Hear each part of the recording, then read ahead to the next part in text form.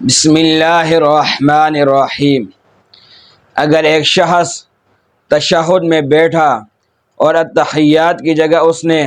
الحمدللہ یا اور کوئی پڑھنا شروع کر دیا تو ایسے شخص کے اوپر سجدہ سہو کرنا واجب ہے۔ اسی طرح اگر کسی شخص سے نماز کے اندر کئی غلطیاں ہو گئی تو ایک ہی سجدہ سہو تمام غلطیوں کی طرف سے کافی ہو جائے گا، کیونکہ ایک نماز کے اندر